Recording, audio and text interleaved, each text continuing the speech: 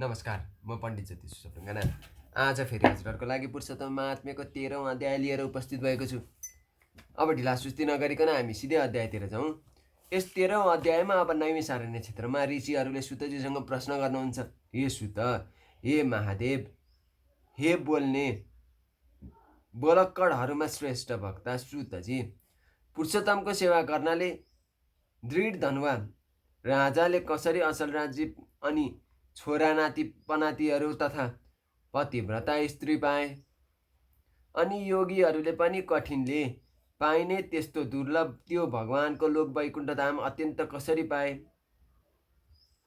तपाईँको मुखारविन्दबाट बारम्बार कथाका सार सुन्दै आएका हामीहरूलाई अमृतपान गर्नेहरूलाई जसरी अमृतपानले तृप्त हुँदैन, त्यस्तै तपाईँका कथारूपी अमृतले हाम्रो बुद्धि तृप्त भइरहेको छैन।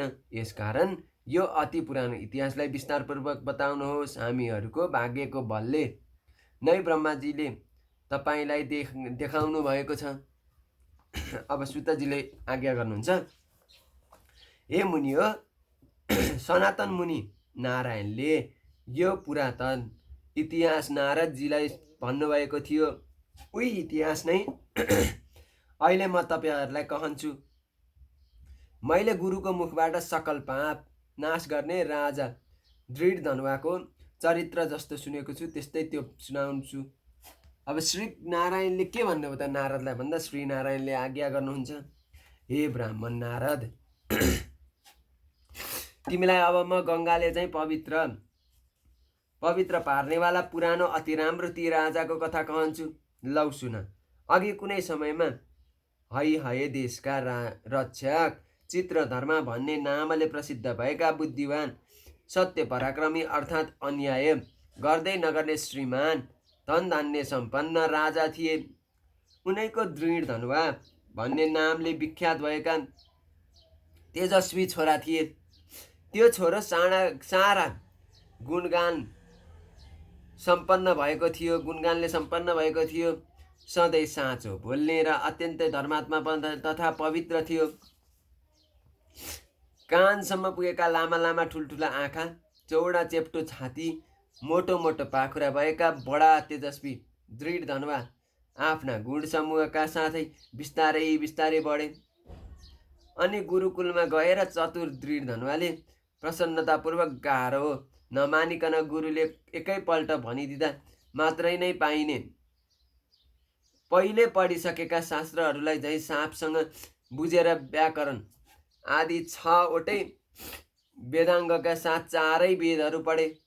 गुरुलाई दक्षिणा चढाएर विधिपूर्वक पूजा गरेर त्यसपछि गुरुको आज्ञा बुद्धिमान दृढ धनुवा आफ्ना पिता चित्रधर्माको नगरमा आफ्ना नगरवासीको नयनलाई आनन्द दिलाउँदै गए।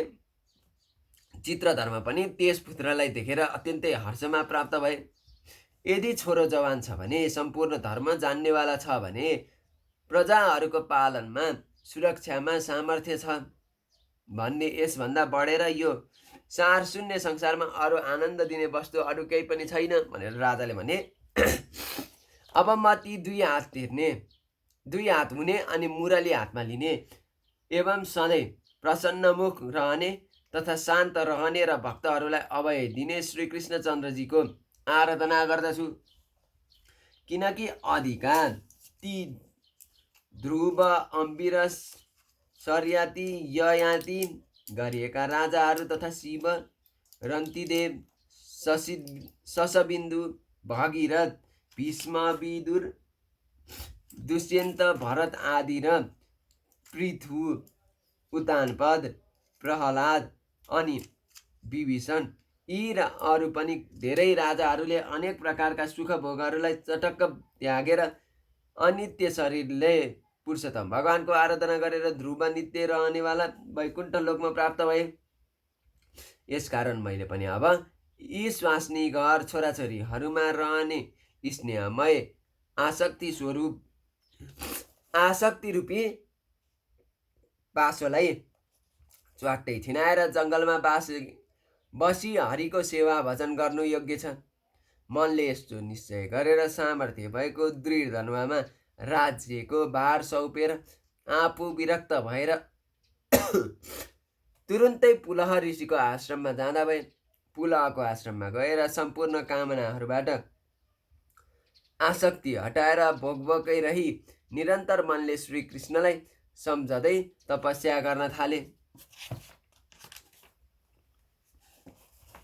केही समय त्यस्तो तपस्या गरेर ती राजा चित्रधर्म हरिको धाम वैकुण्ठ जाँदा भए।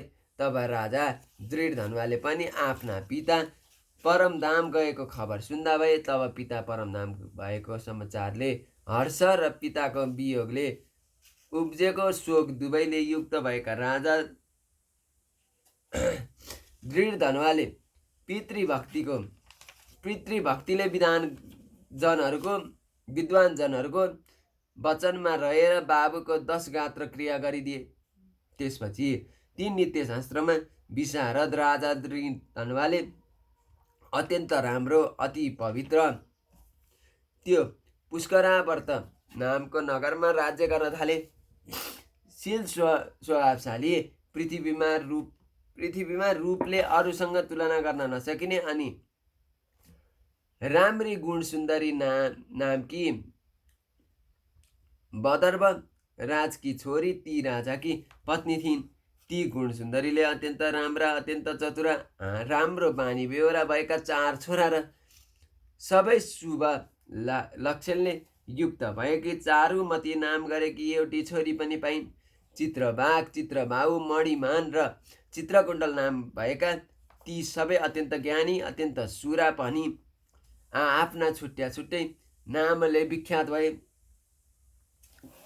स्वयं राजा दृढधनुवा पनि आफ्ना गुणहरूले ख्याति प्राप्त शान्त स्वयं दृढ प्रतिज्ञा राम्रा गुणी अत्यन्त सुरा शोभायुक्त स्वभावले सुन्दर 4 वेद र वेदाङ्गका व्याकरण आदि छन्। 6वटै अङ्ग जान्ने बोलगढ धनुवृदामा निपुण काम क्रोध लोभ मोह मत्स्य र मात्सर्य राम्रोसँग जितेका तथा शत्रुका समुदायलाई चिथोर चाथर पार्ने पृथ्वी जस्तै सहनशील समुद्र जस्तै गम्भीर समान व्यवहारका ब्रह्माजी तुल्य प्रसन्नताका शङ्कर महादेव जस्तै एउटै पत्नीसँग कर्तवीर्य जस्तै थिए। अझै नारायणले भन्नुभयो कुनै राति सुतेका दृढधनुवा राजाको मनमा चिन्ता भयो। अहो यो वैभव कुन ठुलो पुण्यले प्राप्त भयो। न त मैले तपस्या नै गरेको छु, न त दान नै दिएको छु, न त मैले कुनै यज्ञहरू गरेको छु। म मेरो यो भाग्यको कारण कसलाई सोधौँ।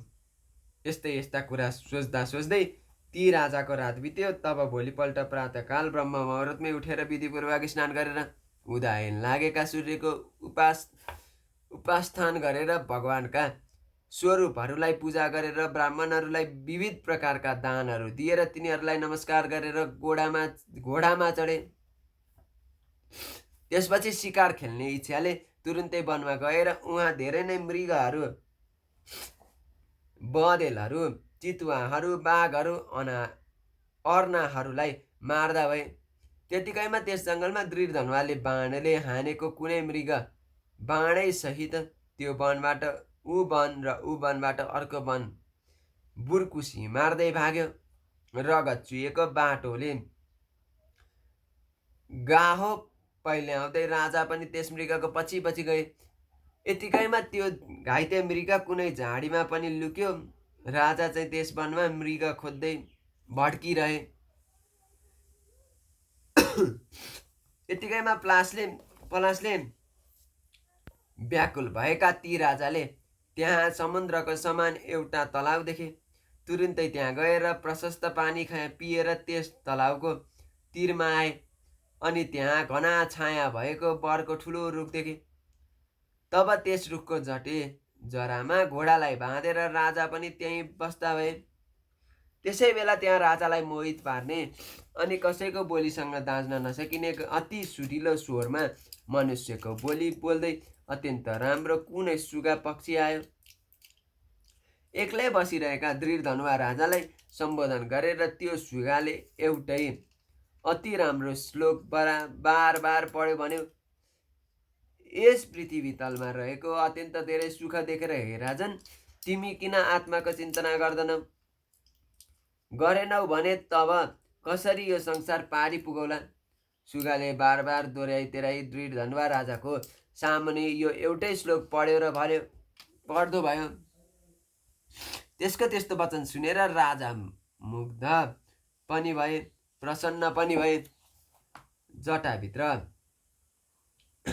जटाभित्र रहेको नरिवललाई चाहिँ पाउन कठिन यो रहस्यले भरिएको बुझ्नै नसकिने एउटा श्लोकलाई बार बार पढेर त्यो सुगा यो के भनेको हो? यो सुगाले यो के भनेको हो? के यो कृष्ण द्रौपायनको छोरा श्रेष्ठ सुक नै त होइन? श्रीकृष्णको सेवक भक्त मलाई मूर्खतावश संसार रूपी समुद्रमा डुबेको देखेर राजा परीक्षितलाई चाहिँ दयाले मलाई उद्धार गर्न आउनुभएको त होइन? यस्तै तर्क वितर्क गरिरहेको बेलामा तिनको सेना पनि त्यहीँ आइपुग्यो। सुगा चाहिँ राजालाई गाँठी कुराको बोध गराएर अत्यन्त गहन बनाएर अनि अन्तर्ध्यान भयो। अनि राजा पनि त्यो सुगाको कुरा सम्झँदै मनमा खेलाउँदै आफ्नो नगरमा गएर बैठकको ओछ्यानमा लम्पसारिए र बोलाउँदा पनि नबोल्ने, सुत्दै नसुत्ने, पटक्कै नखाने भए। तब एकान्तमा त्यही रानी आएर राजालाई सोधी भइन्। गुण सुन्दरीले भनिन्, हे पुरुष सिंह, हे पुरुष श्रेष्ठ, यो दुश्चिन्ता, यो उदार मन, यो खिन्नता के कारणले भयो? हे राजन, हे पृथ्वीका रक्षक, उठ्नुहोस्, उठ्नुहोस्, सुख भोगहरू भोग्नुहोस्, बोल्नुहोस्।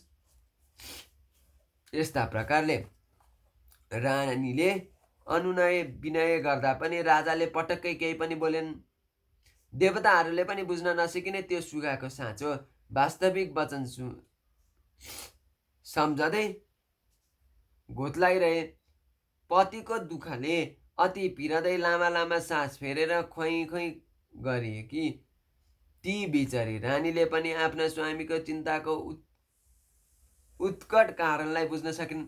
यस्ता प्रकारले चिन्तामा डुबेका राजाको कैयन समय बित्यो, परन्तु रानीले राजालाई आफ्नो सन्देह सागरबाट पार पुर्याउने कुनै पनि कारण देख्दिनन्। नारदजीले भन्नुभयो, हे मुनि नारायण, यस्ता प्रकारले चिन्तामा डुबेका ती पृथ्वीपति राजा दृढ धनुवाको त्यसपछि के भयो? अब यो कुरा बताउनुहोस्, किनकि विष्णुका बारे बताइएको त्यो निर्मल विष्णु चरित्र अलिकति पनि सुन्यो भने पाप नाश हुन्छ भनेर यहाँ भनिएको छ यस 13औं अध्यायमा। भोलि आउँदो 14औं अध्यायमा हामी त्यस कुराहरू वर्णन गर्नेछौँ। 14औं अध्याय अति महत्त्वपूर्ण रहेको छ। पाप मुक्त हुने भएका कारणले 4औं अध्याय सुन्न हजुरहरू उपस्थित भएर एकदम ध्यानपूर्वक 14औं अध्याय सुनिदिनु होला। आजको लागि यति नै। जय श्री कृष्ण, जय श्री राधे। पुरुषोत्तम भगवानले सबैको रक्षा गर्नुहोस्।